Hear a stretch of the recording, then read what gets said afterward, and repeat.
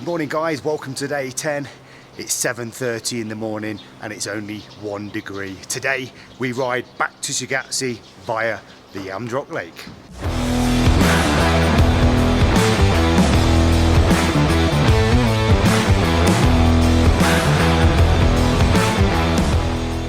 So today's ride is going to be a big one. It's 363 kilometers and we're going to be going to altitudes of 5,000 meters. Right guys, so everybody's getting kitted up and getting ready for today's ride. Is going to be a long one.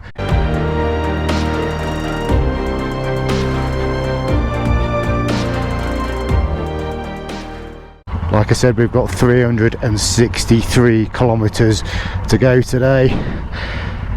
The bikes are looking shiny and clean. It's just starting to warm up, the sun is out.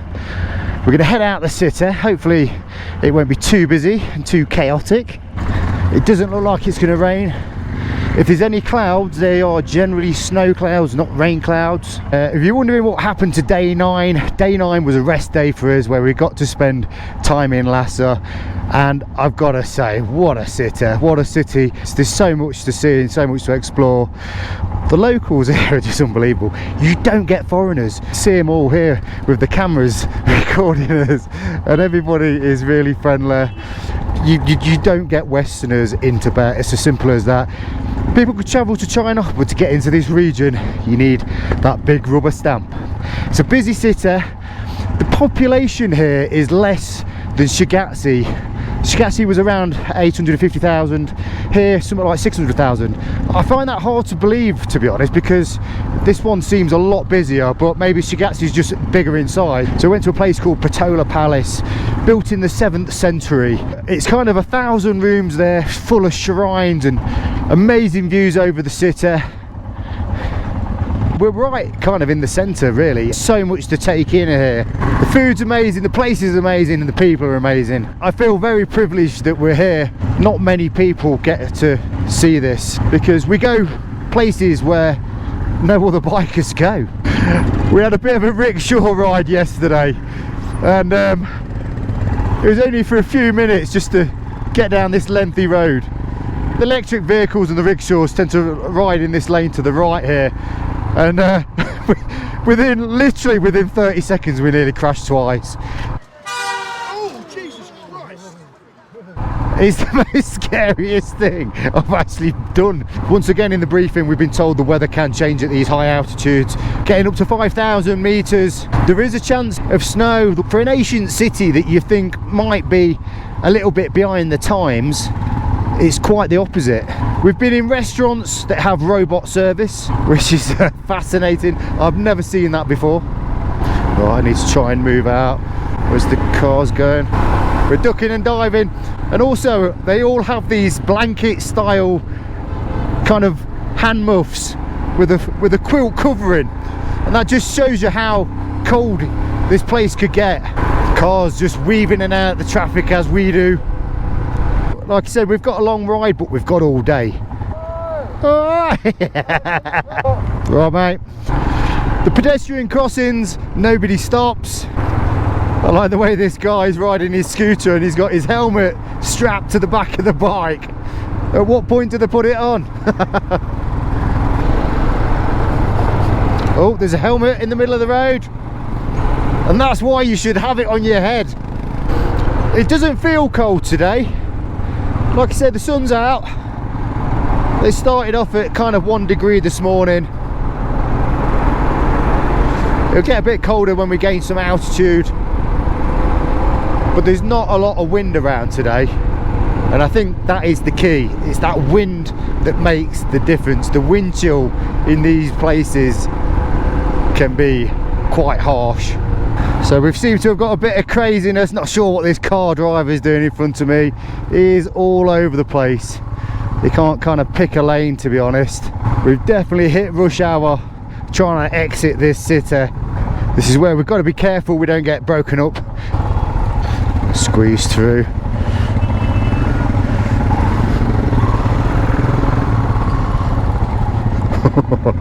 It's getting tight.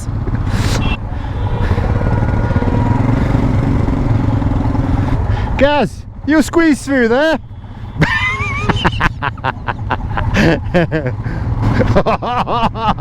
I think I've got Gaz into trouble. You don't overtake the leader. Gaz, don't overtake the leader. That's the #1 rule. I love riding in these crazy cities. It's just bonkers. It's going off here. Oh. So today I've just gone with the one thermal base layer. The thing is, on these tours you can go through different weather patterns, certainly when you're crossing borders into different countries. And I also bought my air jacket with me, which I was wearing on kind of day 1 and 2. So I think it's a case of you've got to be kitted up right. We've seen some bikers out here and we don't see many bikers at all. They wasn't wearing the correct kit. You saw that they were freezing cold before they even set off on a cold day. If you ain't wearing the right kit, then you're going to be in trouble. So we're just heading over the bridge of the Lhasa River. Look how wide that thing is. Right, looks like we're turning off here. There you go, there's a better shot, guys. Wow. Like I said, this city has completely blown me away. Didn't expect it to be anything like this. I've certainly seen a lot of helicopters flying around, military style. But check out that bad boy.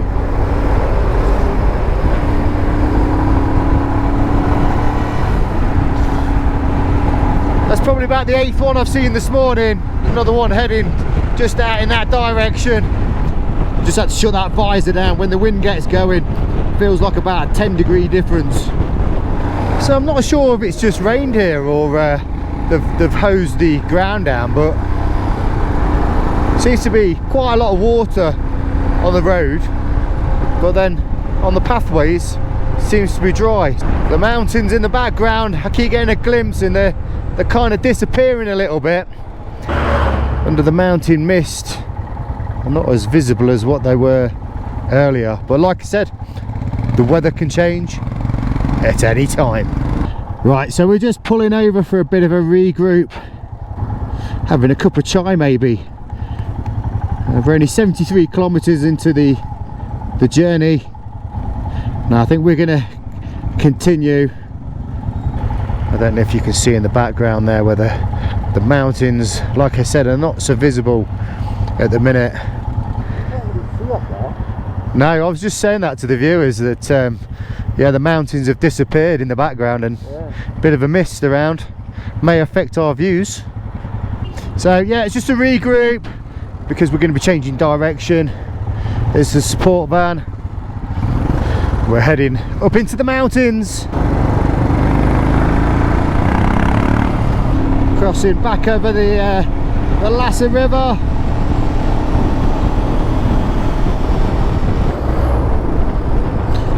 Whoa, smoky truck. So we're now on some of the twisty mountain roads. Just got to kind of get past some of these vehicles. Come on, come on, Enfield.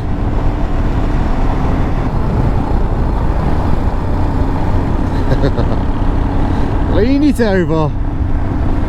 It looks like we've stopped again.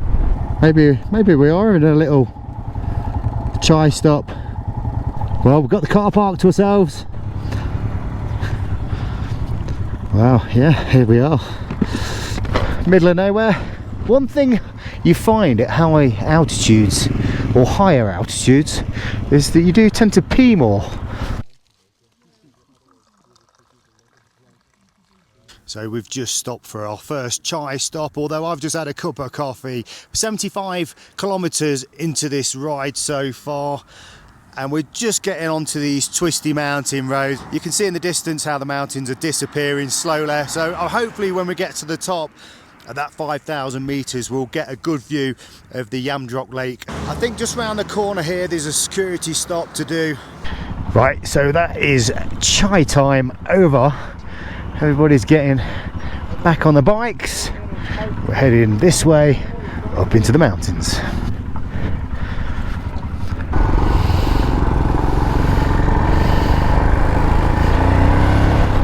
I was just debating whether to change back into the intermediate gloves, but I don't think I'm gonna. We're gonna start pushing up the mountain now, and I think the temperature will probably start to drop. Here's the security checkpoint.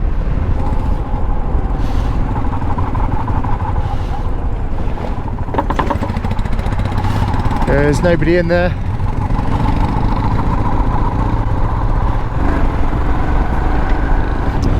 So yeah, it'd be nice to get on some twisty mountain roads. So we've been quite lucky with the weather so far. It's not been too bad. We've only had one morning that's been really cold. We are expected for it to get colder as we make our way towards that base camp in 2 days time. Whoa, I won't be going for the overtake just yet.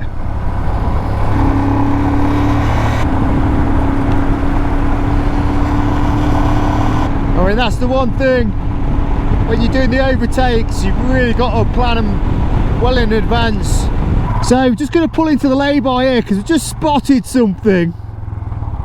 Bit of a point of interest. Oh, look at this.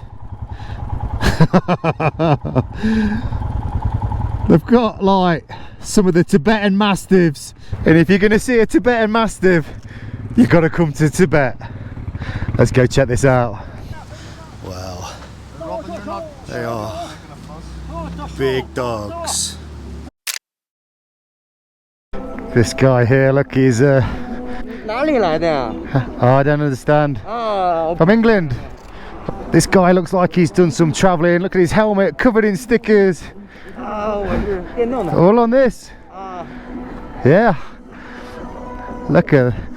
I mean, he is like the mobile disco. He's got 2 GoPros on the go, a little stereo. I think he's like streaming as he goes around. He's got multiple devices for cameras. It's good. Yeah, look at all the controls on there. Wow. Amazing, amazing. So yeah, it's the Tibetan Mastiff. Finally got to see one. The dogs seem well cared for. So right, back on the bikes and we'll continue up the mountains. See, the traffic seems to be backing up a little bit.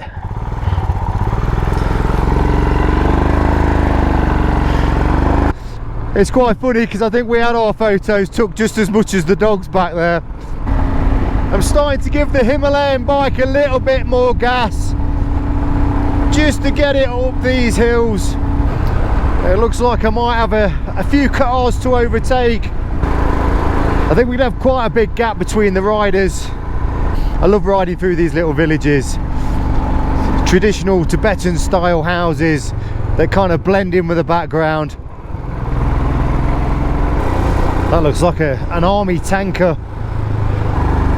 And literally I am full on that throttle. Just have to wait a little while for them revs to build up. As you can see, you just don't see a pothole. Very nicely tarmacked. We'll go for the overtake.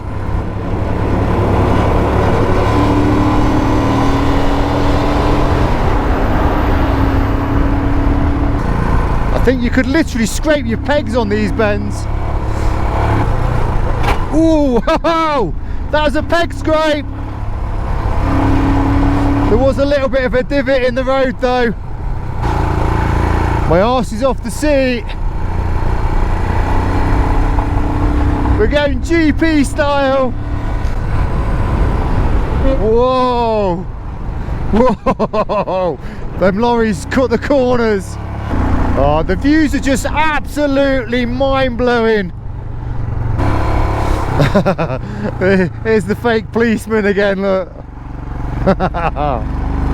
Pull over here just so I'm kind of off the road a little bit, but yeah, you can see, look at that. It's like a canyon. Right, I'm going to quickly get going again because I don't want to get stuck behind that army truck again. Most of the roads do have the barriers this time.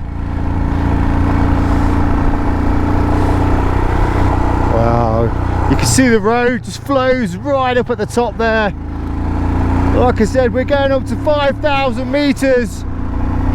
As we increase the altitude, I can feel the temperature dropping.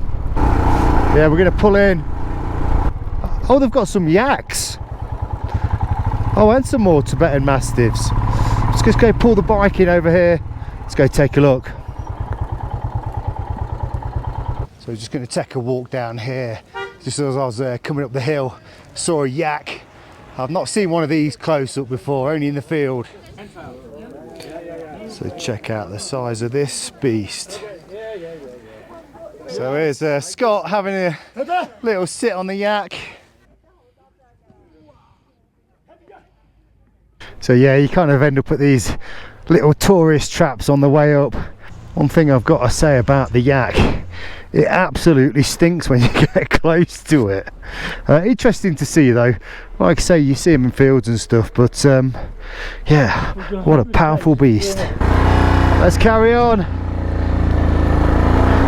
We've only done a kind of 100k in the last 3¼ hours because we keep stopping basically. But we've got a long ride today.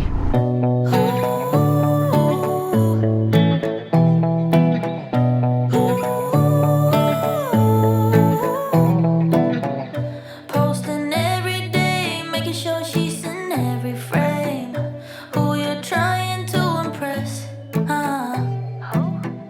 telling everyone, including my friends, that she's... So guys, we just rode to the top here, and as we turn around, wow.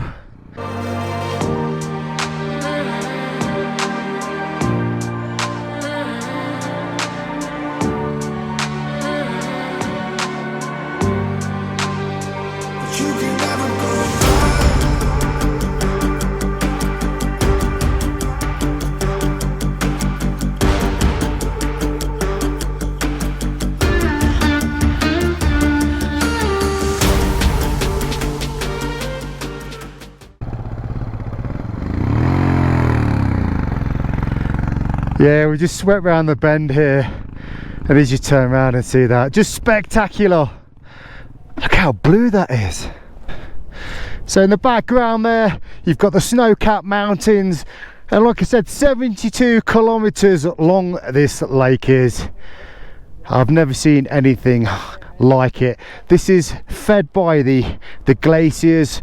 You just wouldn't expect to see this at 5,000 meters high.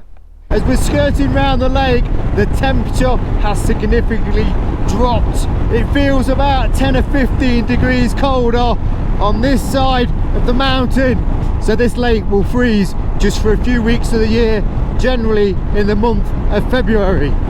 And I've noticed on the lake there's quite a few kind of pods where people stay, such as this coming up on the left. These are like got beds in and stuff that people generally stay in. I mean, imagine waking up to a view like that, amazing. So it looks like we've just entered some little village. There's nobody about. As beautiful as it is, I'm not sure I'd want to live here. I've not seen one of my fellow bikers for quite some time. I think there's one or two behind, the majority are at front. So I've kind of done 136 kilometers. I've managed to get it into 5th gear and we're just thumping along. So I've basically come all the way around the lake to the end, and now I'm kind of on the opposite side to where I was. I think some of the other bikers are absolutely miles in front of me. Whoa. I felt the front end go then.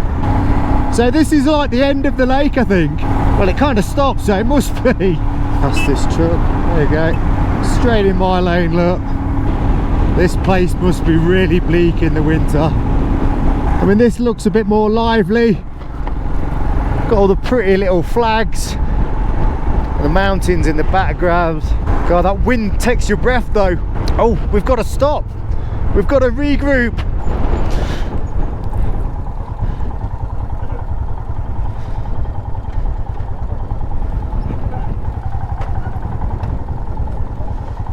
Oh, well, there's not many bikers here. Unless they're all inside. Am I at the front or at the back? Oh. Yeah, I've not seen anybody for ages. I was coming down the road about 5 miles back, and Angelo and Brad were on a dirt track at the side. Right. I waved and rode on, and Angelo called me back. I said, "What's wrong?" He says, "Oh, we see no bikes for hours." And yeah, well, you do question yourself sometimes, don't you, when you ain't seen anybody for ages. yeah, you're thinking, was there a turn somewhere that I missed? But you know, the general rule is you keep going straight, don't you, until you're told otherwise. So we've just stopped for a bite to eat, and our little puppy dog here is very happy, bouncing around.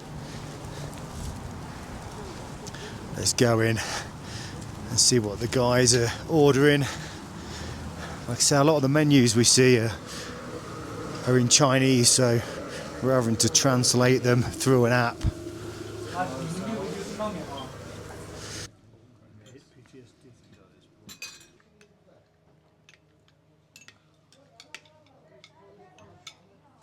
Right, so we have done 167 kilometers.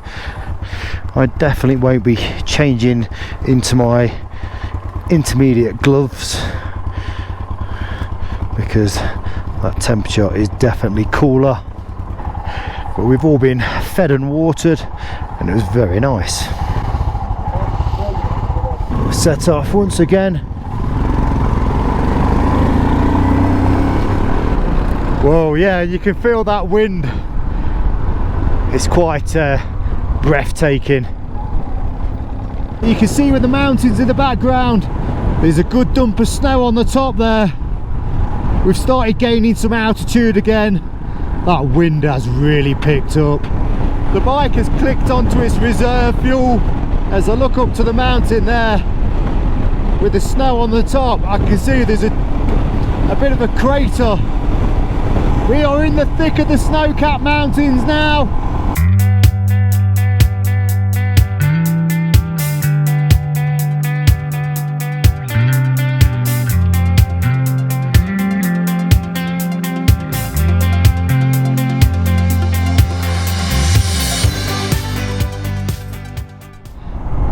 I've just seen a couple of sheep jump from this side of the road into the field there, and I think the car hit one of them. I think it's okay, so we'll keep an eye out for them, because they kind of hide away on the embankment and then just dart across the road. Got more cows in the road. Let's just slow down for them. They get a bit spooked and they can soon turn. Here's another example of what I was on about. I don't know what it is. Maybe it's kind of feeding time, or maybe it's just rush hour for sheep. Either way, I don't like them. They're a little bit unpredictable. Oh, there's a little one there. Look at him. We've been doing like 100k average on these roads, and if one of them runs out in front of you, you're going to be off the bike. Right guys, so we've arrived back in Shigatse, and we're going to head back to the same hotel we was in a couple of nights ago. I'm glad to get off the bike. I'll be honest, my arse is gone dead. This has been one of my favourite rides. A lot of mountain roads. The scenery has just been unbelievable. You know, the bright blue and turquoise lakes that you ride past. It's been a long old day. We started at 9 AM, it's now 6 PM. We've had a couple of little stops, and I'm sure we're all ready for a nice hot shower, a cold beer and a bite to eat. So hope you liked the video guys. If you've not subscribed to the channel, please do so. Give us a like, and I'll see you in the next one. Oh, I thought that barrier was coming down on my head. Oh, I'm getting choked by the fumes. This just hasn't got the legs. I'm not going to make it. The temperature has significantly dropped. A bit more off-roading. I mean, I'm literally in third gear and the throttle is fully open. Bit of tyre slide.